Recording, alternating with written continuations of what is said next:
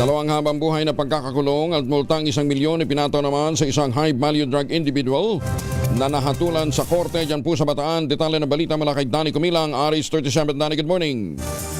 Dalawang habang buhay na pagkabilanggo ang iginawad ng Regional Trial Court Branch 4 sa Maribeles, Bataan kay Abelardo Samya matapos mapatunayan nagkasala sa dalawang magkahiwalay na kaso ng paglabag sa Republic Act 9165 o ang Comprehensive Gross Drug Act of 2002. Si Samya ay naaresto noong Hulyo 15, 2025 sa sinagawang bypass operation. Sa unang kaso, napatunayang nagkasala siya sa pagbebenta ng 13.2599 gramo ng shabu dahilan upang hatulan siya ng habang buhay na pagkakabilanggo at multang ₱250,000.